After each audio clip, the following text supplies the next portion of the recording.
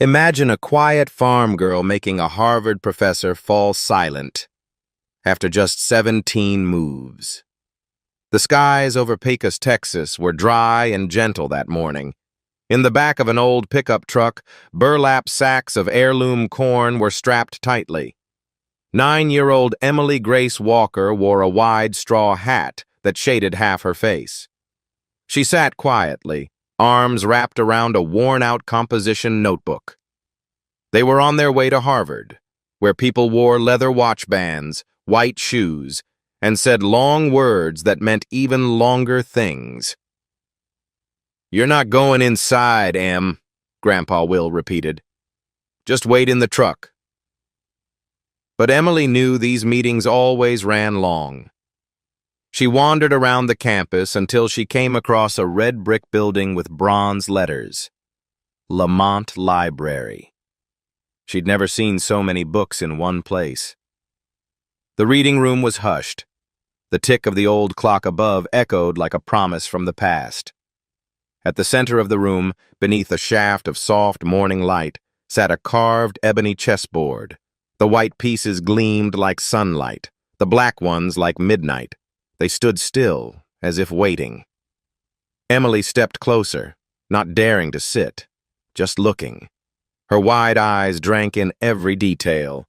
She looked like someone who had crossed a desert and found a river. "You know how the night moves?" A voice behind her, gentle but clear. Professor William Alden was standing nearby, a thick logic textbook under his arm. His gray-blue eyes were quiet storm clouds. He was a veteran of strategic theory, the author of multiple textbooks still used in advanced logic courses. Emily hesitated. "I think it moves in an L shape." Alden smiled lightly. "That's correct. Would you like to play? Just for fun." A few minutes later, Emily made the first move, E4, a classic opening. Professor Alden raised an eyebrow, a farm child recalling E4. By the 20th move, it looked like a match between two trained competitors. Emily squinted at the board, clearly visualizing multiple responses. She used a subtle bishop-rook combination to bait a reaction, then countered with a clean knight pivot. Move 17. Emily advanced her queen, capturing central control. Professor Alden laced his fingers and leaned back. He didn't move again. There was a heavy silence. "You know the name of this opening?" he finally asked. "Rai Lopez," Emily said softly. "Mama read it to me when I had the fever." Alden didn't reply. He just stared at her, like he was seeing a face he hadn't seen in years. And one question would not leave him alone. Who planted this mind in the middle of a dust field? She didn't just move the pieces. She heard what they were thinking. The next day, Professor Alden canceled 2 meetings and walked across the Harvard yard with something heavy in his chest. He kept replaying the 17 moves. A girl from Pecos, who claimed she'd only learned chess from her mother's stories, had outplayed him in open development.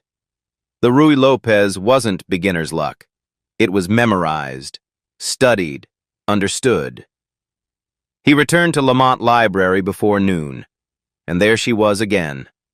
Emily Grace Walker, seated cross-legged on the floor this time, a tattered paperback resting open in her lap. She was reading a book on geometry, upside down. "You're back," he said. Emily looked up, blinking. "I thought it'd be okay. No one told me to leave." "You're always welcome here." Alden paused. "Do you want a rematch?" She smiled. "Only if we use the same board." They sat down across from each other. This time Alden opened with D4, Queen's Pawn opening. Solid, defensive, measured. Emily mirrored him. D5. As they played, Alden studied her, not the board. Her brow would furrow only briefly before she placed each piece. She never took notes. Her hands were still. Her eyes were everywhere. On move 9, she pushed her knight forward to a fianchetto position. Alden almost laughed. "Where did you learn that?" he asked. "I didn't learn it. It just looked right." And somehow it was. By move 21, Emily had cornered his bishop using a diagonal squeeze that required forecasting 4 moves ahead. She had also protected her queen's side without ever castling. Every move was fluid, purposeful. Alden made a bold gambit, sacrificing a knight. Emily didn't flinch. "Your knight was never meant to protect the center," she said calmly. "It wanted to jump to h5, but the rook stopped it." Alden froze. "That's not just intuition," he murmured. "That's spatial memory. Do you play blindfolded?" "I close my eyes sometimes when Mama tells me stories," she said. "I can see the whole board then." Alden couldn't hide his amazement. The match ended in a draw, barely. But Alden felt like he'd lost something else. The right to dismiss what he'd seen yesterday as a fluke. "Can I ask," he said softly, "what kind of school you go to?" "St. Agnes Elementary. It's got a leaky roof and no chess club. But Miss Deely lets me sit in the back and read while she teaches phonics." "And you've never played in a tournament?" "I've never seen one." Alden nodded slowly, mind already spinning. He sent her home with a book, My 60 Memorable Games by Bobby Fischer. "I can't read cursive very well," she warned. "Then just study the diagrams," Alden said. "They'll talk to you." That night, Emily sat on the porch beside Grandpa Will. He was shelling corn into a rusted bucket while she stared at the sky. "Did Mama like chess?" she asked. Will stopped. "She loved it. Said it made her feel like she could control something. Not many things in life give you that. She used to call the knight her favorite." Will smiled faintly. "She said it moved different from everyone else. That's how she felt too." The next day, Emily returned to the library. This time she brought her own notebook. On the first page, she had drawn a perfect 8-8 board by hand. Alden watched her copy openings from memory. The King's Indian Defense, the Sicilian Najdorf. She reversed them to see how they'd function if Black played first. "You're mapping the board like a language," he noted. "Isn't it one?" she asked. He gave her a small test, a series of puzzles from the Soviet-era grandmasters, endgames, famous traps, mating nets. She solved 6 out of 7. On the final one, a queen sacrifice designed to force zugzwang, she paused. "I think it's a trick," she said. "If the king takes the queen, the bishop mates. But I wouldn't move the queen yet. I'd wait until the king is forced left." She was right. Alden looked at her the way a botanist might regard a flower blooming in stone. By the time Grandpa Will came to pick her up, Alden had written a letter to the dean. 2. Dean Samuel L. Myers. Re. Emily Grace Walker. Independent Research Proposal. Dear Dean, I am writing to request a provisional access pass for a visiting minor. While this may be unprecedented, I believe Miss Walker's mind is of exceptional interest to the university. Her natural cognition in spatial reasoning and game theory appears to rival that of advanced undergraduate candidates. That night, Alden sat at his desk reviewing footage from the library's security cameras, just to confirm he hadn't imagined anything. Every move, every calculation, precise, timed, instinctive. And in Emily's eyes, no fear, just focus. And something he hadn't seen in years. Joy. He called a colleague at MIT. "I need an external review," he said. "She's 9. "Is she coached?" "No, that's the point." At dawn, Emily's mother's old wooden chest creaked open. Grandpa Will found a letter inside, folded between a baby blanket and a yellowed newspaper clipping. It was from Clara Walker, written during her first and only semester at Harvard. If I ever have a daughter, I'll teach her to think like the knight, moving where no one expects, always protecting others even when it's not safe. If she plays chess, let her lose with grace and win with humility.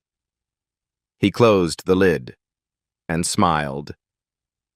Maybe Clara had taught her after all.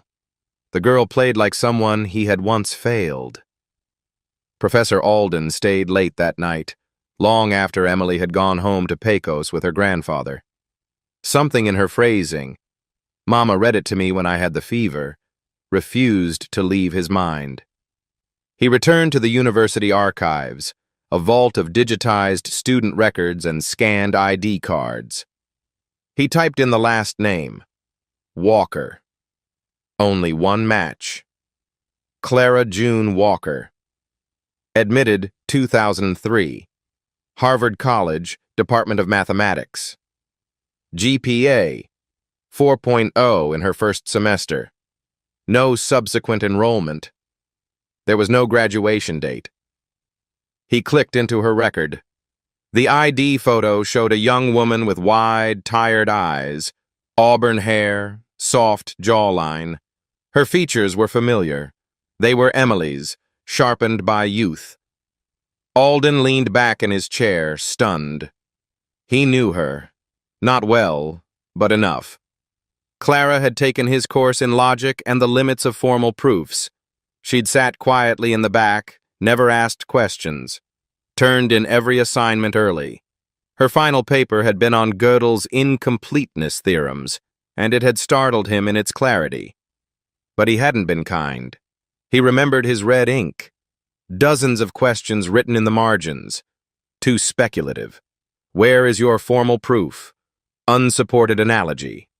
He remembered returning her paper with a frown, saying she was chasing ghosts, not mathematics. She never returned to class after that. She had vanished.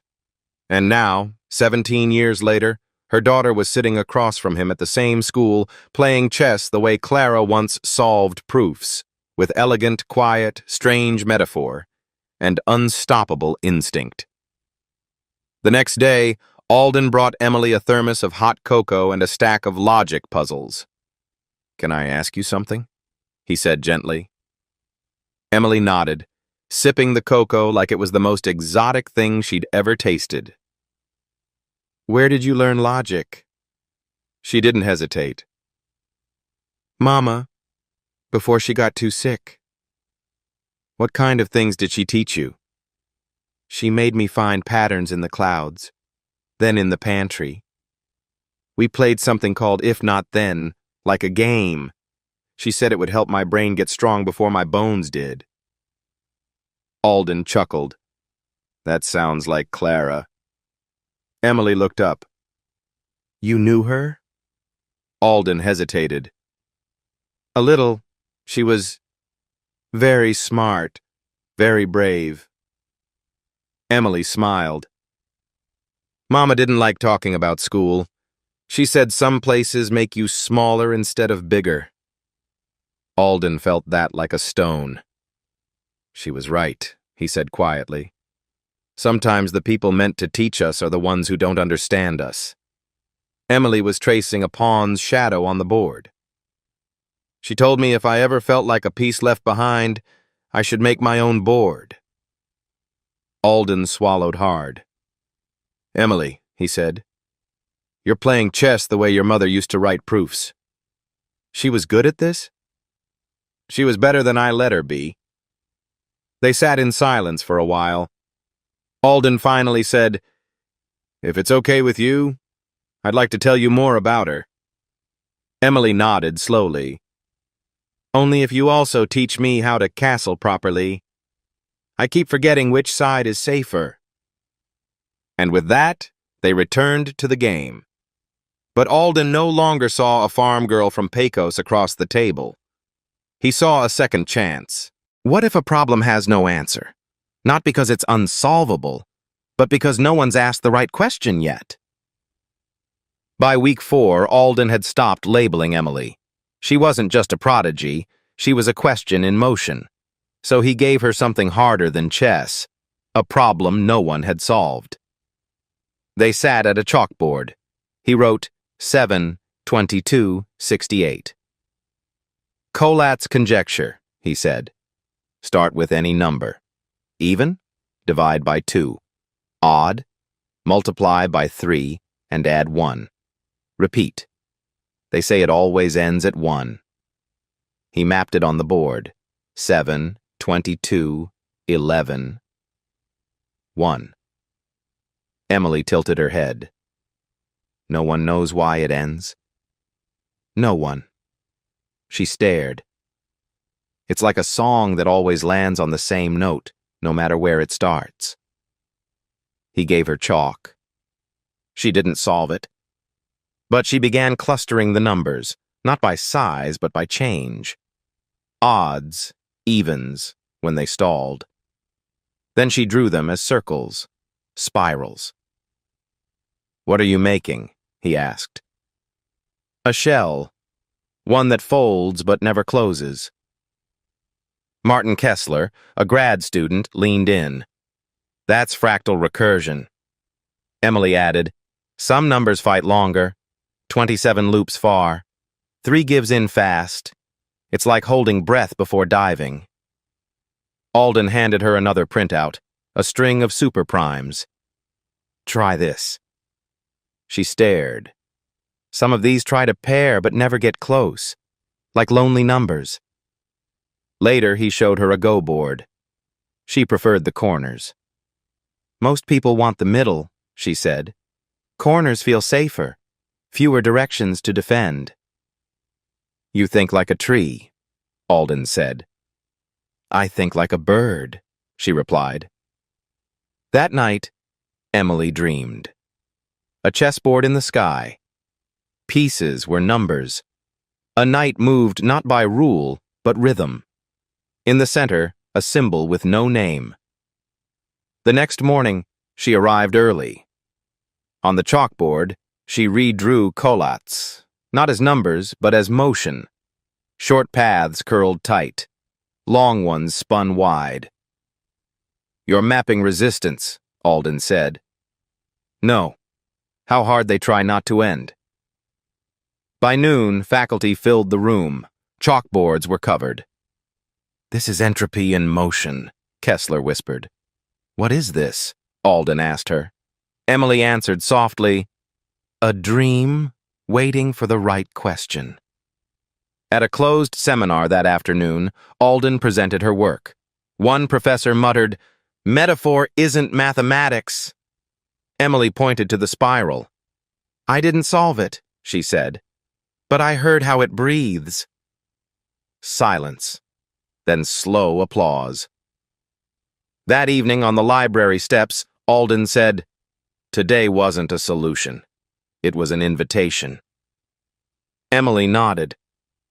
Maybe the board isn't missing a piece, just the question.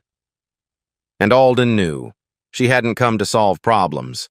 She had come to reframe them. Some battles aren't played on boards, but behind closed doors with sharpened words. Emily's chalk spirals still glowed faint on the seminar board when the silence broke. A young professor, Dr. Marcus Ellery, newly tenured, known for his sharp suits and sharper critiques, stood from the back. I have a question, he said, voice like glass. Are we really investing university resources to let an unsupervised child doodle on our blackboards? Alden looked up slowly. She's not unsupervised. She's not enrolled either, Ellery countered. No transcript, no standardized scores, no birth certificate filed in any known database. I checked. Whispers rustled through the room. Emily stood very still. She's 9, Alden said tightly. And she sees patterns your graduate students miss. Even if that's true, Ellery pressed, we have standards, access protocols, academic liability. What if this girl misrepresents Harvard's work? What if someone challenges it legally? She's not here to publish, Alden said. She's here to learn. Ellery smirked. From you? A long silence followed. The next morning, Emily arrived early to the library as usual, but the guard at the entrance hesitated. I'm sorry, he said. There's been a temporary suspension of guest access. Orders from admin. She looked up at him, confused. Did I do something wrong? He couldn't meet her eyes. I don't know, kid. I just follow what's posted. Emily turned and walked back down the marble steps, notebook hugged tight to her chest. That evening, Alden called the dean. She's a guest, not an applicant. This is retaliation, not policy. Bill, the dean said gently, you've got half the department whispering about favoritism and undocumented minors. We just need to slow things down. Her work on Colats was original and unpublished, unverifiable, uncredentialed. She's 9, and Harvard is not an orphanage. Alden hung up without saying goodbye. The next day, Alden found Emily sitting on a bench near the science quad. She wasn't crying, just drawing on the back of a seed packet. He sat beside her. They're making it hard for you to come back for a while, he said. Emily nodded. I figured. I'm sorry. She looked up. Why? Because they're afraid of what you represent. What's that? That genius doesn't come with paperwork. She was quiet for a moment, then said, I don't know what paperwork is. Alden blinked. I just know the night jumps in an L. Word spread. A girl who'd shown professors a new way to map entropy was banned from a building for lacking credentials. Some faculty whispered support. Others stayed silent. But one thing had changed. Emily Walker was no longer invisible, and the night had already moved, to the edges, where no one saw her coming. They took her from the board, but not from the game. The dust in Pecos clung to everything, boots, fences, lungs. But Emily didn't mind. Back home, the ground made more sense than the rules of buildings and badges. She rose early again, just like before Harvard. Fed chickens, hauled buckets, planted seeds with her grandfather in the long rows behind the house. His hands were worn from seasons, but his eyes still watched the sky like it might speak. They didn't talk about the university. But each night, after dinner, Emily took her wooden stick and drew on the dirt outside their porch, an 8x8 square. She placed dry pebbles for pawns, snapped twigs for rooks, leaves for bishops. She still played, even if no one else sat across. Her grandfather watched from the steps. What are you playing tonight? King's Indian, reversed, she said. But I'm making the bishop rebel. He chuckled. Sounds about right. On the 5th evening home, Emily sat at the small kitchen table and pulled out a page from her notebook. She wrote with a pencil stub, slow and quiet. Dear Professor Alden, I'm not writing to ask to come back. I know the pieces they play with are not the ones on the board. But if you still believe chess is fair, then you remember who they take off the board first. Not the king, not the queen, the ones without names. She folded it carefully, placed it in an envelope, and tucked it into the outgoing mailbox near the fence. At Harvard, Alden found it 3 days later. He sat at his desk, reading it in the morning sun. When he reached the final sentence, he put down his pen. Then he closed the office door and cried. Back in Pecos, the wind howled that night. Emily lay awake watching moonlight dance on the window pane. She wasn't sad. Not really. Just quiet. In her mind, she saw a night again, not lost, not exiled, just waiting in the far corner for the next move, the one no one expected. To understand a mind like hers, he had to touch the soil it rose from. Alden left Cambridge on a Tuesday. He packed no briefcase, brought no papers, just a duffel bag, a second-hand chess set, and the letter Emily had written, creased and soft from rereading. The same letter that had unstitched something deep inside him. It took 2 flights and a 3-hour bus ride to reach Pecos, Texas. He hadn't set foot on dry soil in decades. The bus doors opened to a hot wind and the faint scent of sunburned grain. The landscape looked like someone had whispered life into dust and left it unfinished. The bus stop wasn't much, just a bench and a bulletin board held up by rusted nails. Grandpa Will was already waiting. He wore a work shirt stained at the elbows and held a plastic jug of water like it was the most practical welcome. "Professor," Will said, nodding once. "Mr. Walker," Alden replied, gripping the man's calloused hand. They drove back in silence. Will's truck rattled over gravel like it was arguing with the road. Alden stared out the window at miles of flat land, cottonwoods bent by wind, and silos that looked like forgotten promises. He didn't expect to be welcomed, but that night, Will cleared a space in the corn barn. "Fresh sheets.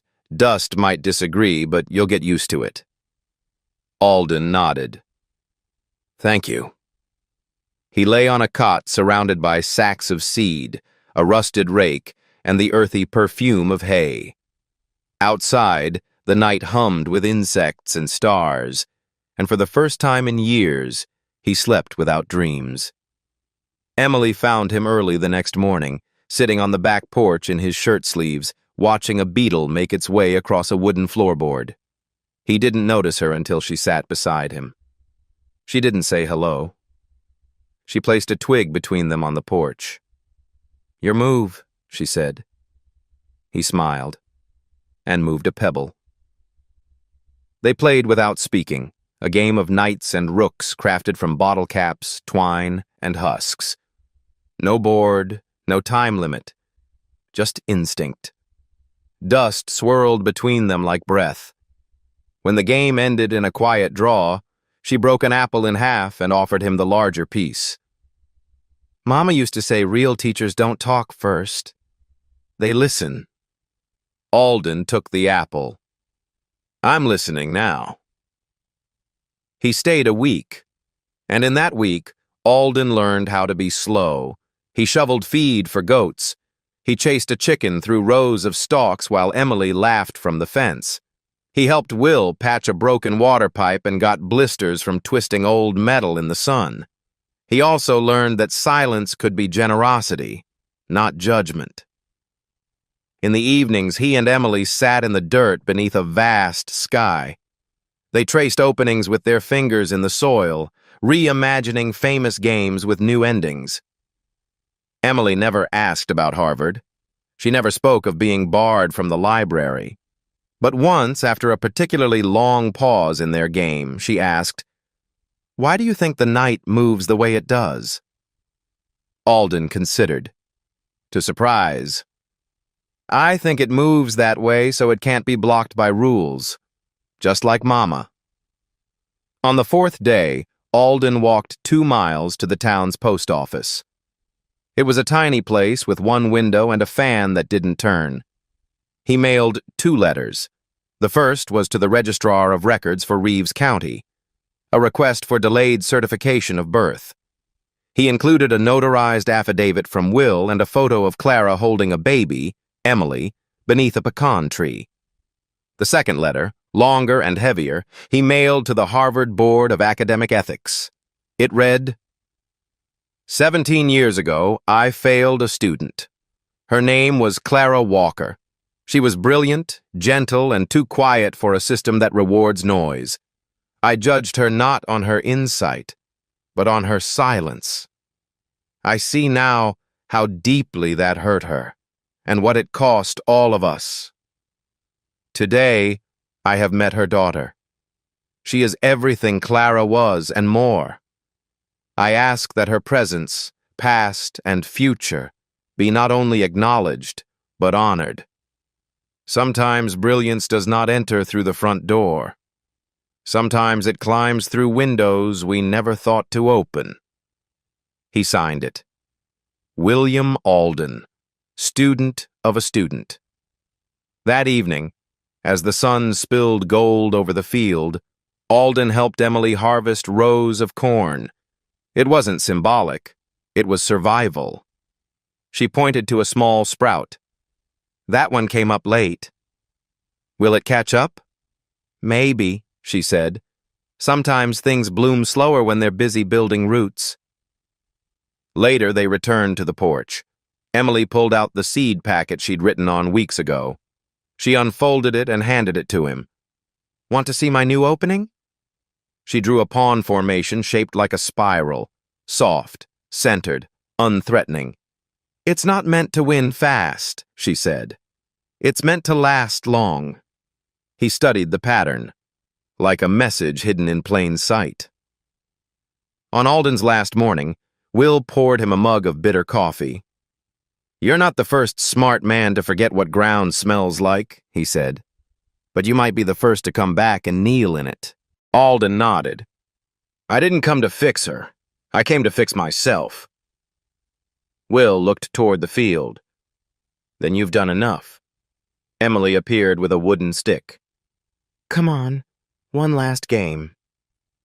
They walked out to the furrowed edge where dry soil waited like a blank page. Emily drew an 8x8 square. No clock, she said. No rush, he replied. They knelt across from each other.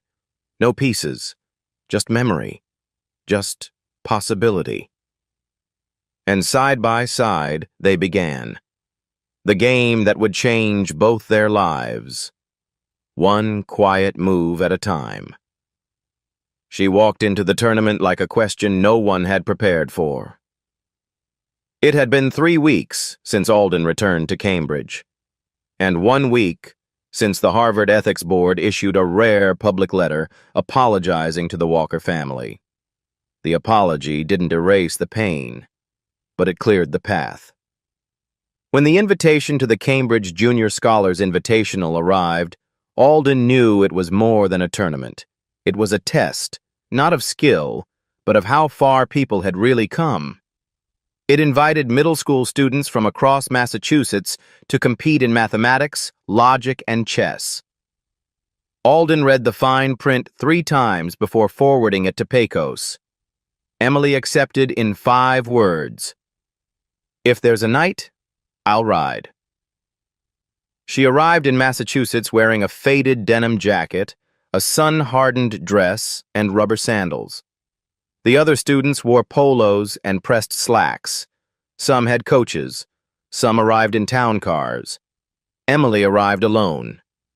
In the first round, she was paired with a 7th grader from Brookline who had ranked in the state top 10. He barely looked up when she offered a handshake. You want white or black? He asked, unimpressed. Emily smiled. I like surprises. You choose. She won in 18 moves. The next 3 rounds were quiet storms. She dismantled opponents with moves that seemed naive at first glance, but bloomed into cunning traps. Her style was not aggressive. It was unshakable, as if the board whispered the right steps just in time. Between matches, she sat by herself under a maple tree outside the hall, sketching new openings in a small notebook made from seed packet paper. She refused all interviews, waved away photographers, and declined a ride from Alden, who stayed across the street, watching like a proud shadow. By the 4th round, murmurs spread. Who's the farm kid? She doesn't go to any of the prep schools. Did you see that night trap in round 2? The final round was held in the main hall of Cambridge Latin School, a room lined with dark oak and quiet expectations. It came down to 2 players, Emily Walker from Pecos, Texas, and Victor Langley, son of Harvard's chair of applied mathematics. He entered in a tailored blazer and sat with a practiced calm. His father stood in the back, arms crossed, jaw set like marble. Victor glanced at Emily's worn sandals and mismatched buttons. "They let anyone in now, huh?" Emily didn't flinch. "Just the ones who know how the night moves." The arbiter started the clock. Victor opened with the Queen's Gambit, precise, cold, rehearsed. Emily responded with something unorthodox. She placed her knight early, not to control space, but to obscure it. Then again. Then again. By the 10th move, Victor began to squint. She had traded central power for motion. On move 14, she swapped her king's bishop and knight. Victor frowned. "That's not a real opening." "It is now," Emily whispered. She called it the knight's veil, a technique that created illusions of threat by rearranging spatial tension, using the L-shaped leaps to mask where her pressure truly lay. It didn't matter that Victor had memorized every Grandmaster game since 1960. He hadn't studied her. Move 32, check. Move 33, check. Move 34, checkmate. Victor stared at the board like it had betrayed him. His father turned without a word and left the hall. Emily stood and offered her hand. Victor shook it, dazed. "You're not a mistake," he whispered. "No," she said. "I'm just new." That evening, Alden met her outside, where the steps caught the last warmth of the sun. He handed her a root beer. "I kept it cold," she grinned. "You remembered." He looked out over the quad. "They'll write about this. They won't spell Pecos right." "Does it matter?" Emily sipped her drink. "No. Long as they spell night with a capital K." He laughed, and beside the statue of Cicero, as the wind stirred fallen leaves, the girl who once drew chessboards in dirt sat beside the professor who once thought knowledge could only come from books. And together, they began planning the next move. If you ever see a queen retreat instead of advance, that may be the moment you understand. Victory was never the point. The letter arrived on a Wednesday morning, tied with twine and smelling faintly of lavender and dust. Emily found it slipped between pages of an old game theory book Alden had mailed from Harvard's archives. The envelope was thin, yellowed with time, and bore a name she had never seen: Clara Walker. Her mother.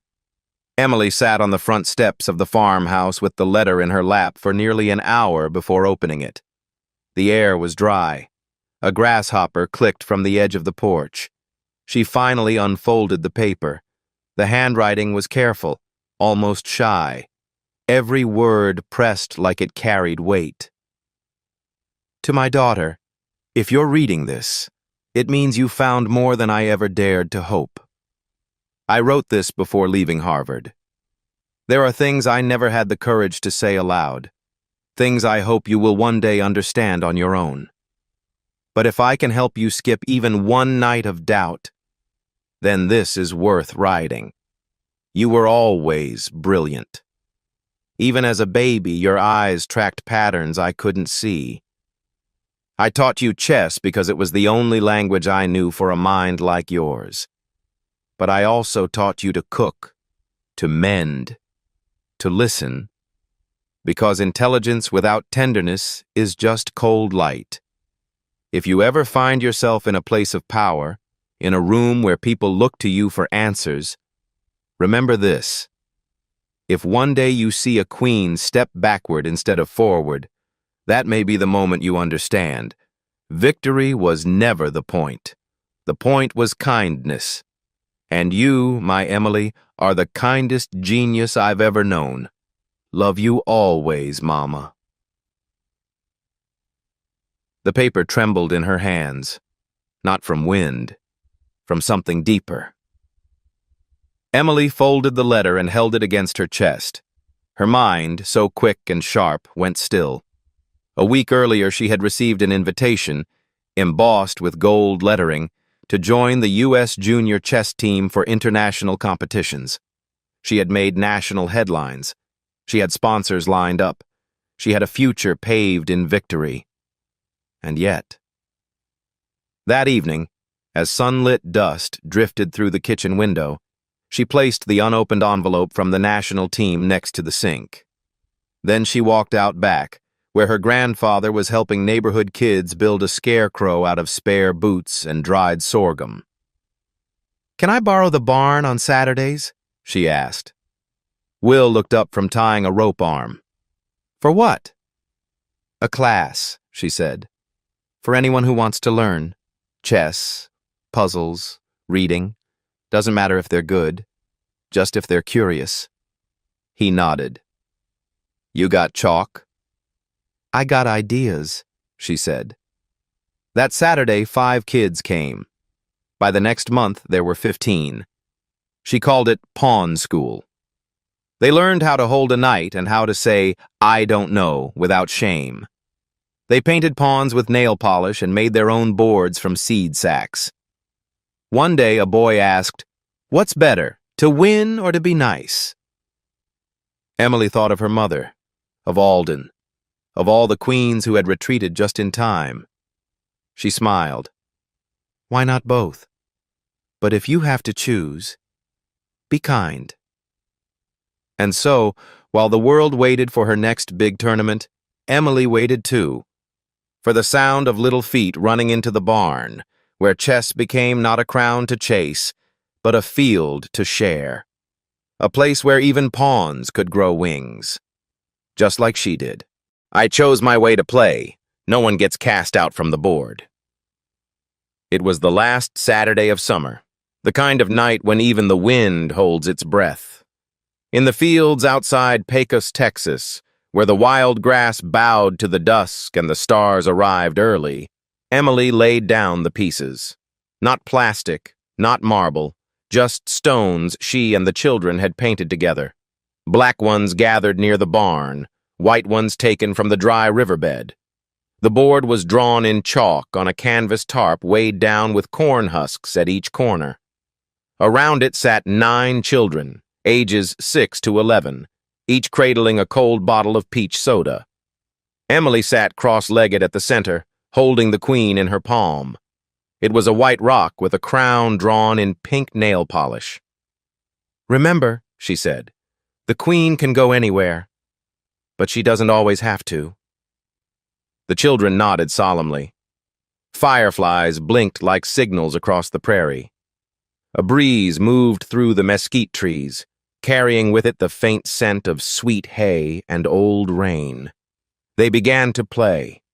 The matches were messy, wild, full of sideways laughter and unexpected checkmates.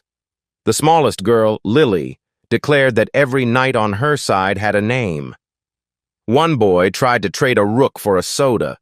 Emily let them. Let the game live as it wanted to. Halfway through, she looked up. Professor Alden was standing beneath the big oak at the edge of the field, his silhouette silvered by moonlight. He didn't call out, didn't interrupt, just watched. Emily raised a hand, not to wave, just to let him know she knew he was there. He stepped forward after the games were done, after the last pawn had been tucked away into a coffee tin and the tarp rolled up with care. "You could be anywhere tonight," he said quietly. She looked at him, the smile in her eyes tired and full. "I am. I'm here." He sat beside her on the tarp, the grass prickling at his knees. "You turned down the national team," he said, not as a question. "They said I could travel the world," she answered, brushing dust from her skirt. "But I like watching Lily name her knights." He nodded slowly, hands folded like prayer over his knees. Clara would be proud.